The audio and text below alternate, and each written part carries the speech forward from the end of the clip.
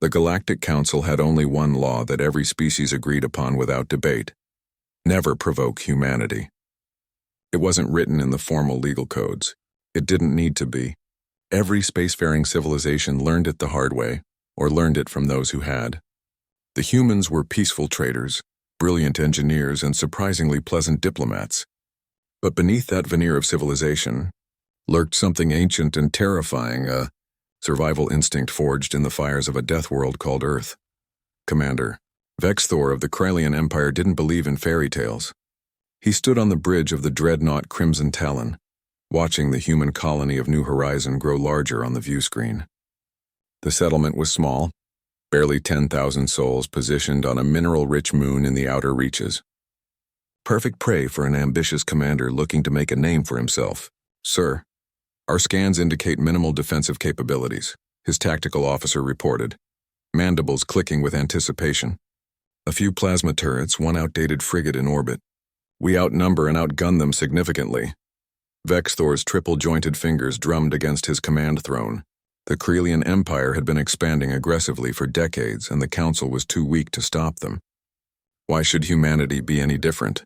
They were newcomers to the galactic stage, barely 2 centuries out from their own star system. What could they possibly do? "Commence the attack," Vexthor ordered. The Crimson Talon fired first, its plasma cannons tearing through the human frigate's shields.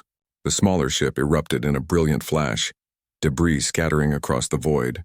The colony's defense turrets fired back desperately, but their shots barely scratched the dreadnought's armor. Within an hour, Kralian shock troops descended on New Horizon. The humans fought with unexpected ferocity. Every citizen seemed to know how to handle a weapon, but they were overwhelmed.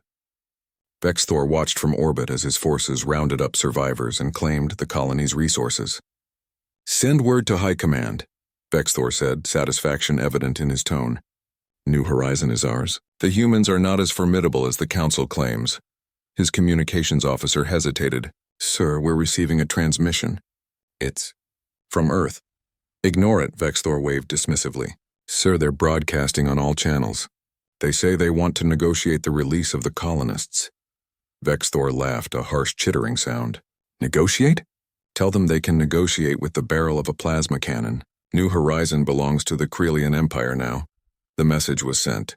Then came the silence. For 3 days, nothing happened.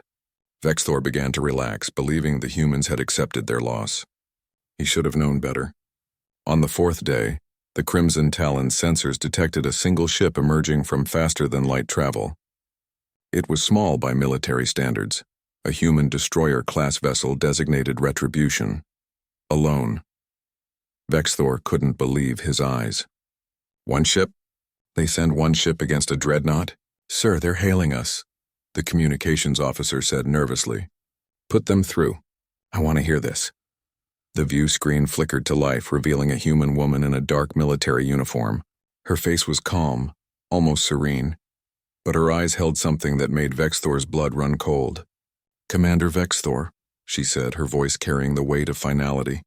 "I am Captain Sarah Chen of the United Earth Defense Force. You have 72 hours to evacuate New Horizon and release all hostages unharmed." "This is your only warning." Vexthor burst into laughter. "Captain, your arrogance is astounding.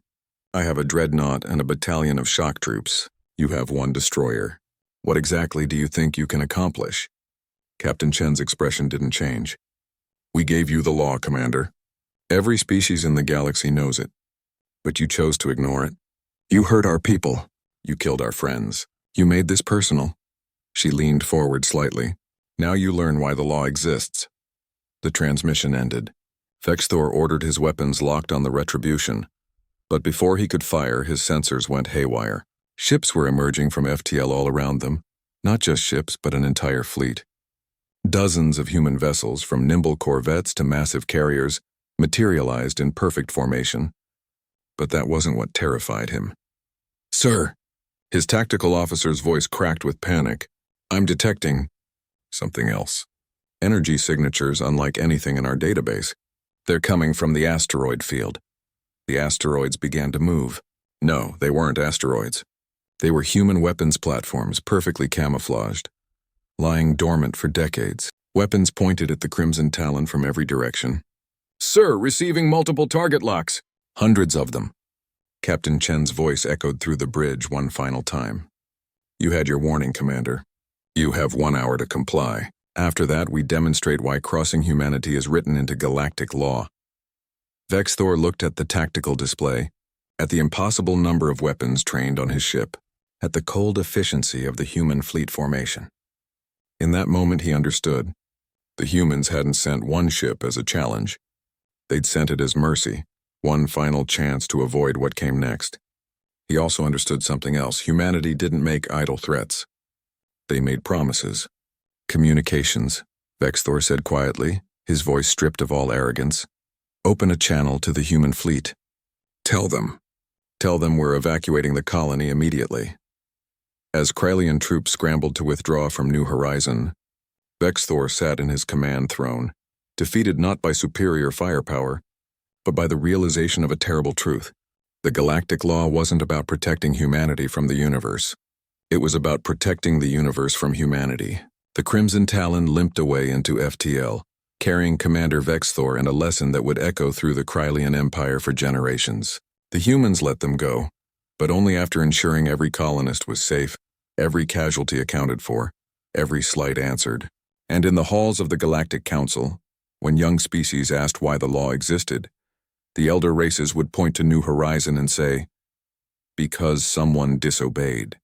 And they learned why humanity earned the only universal law in the galaxy,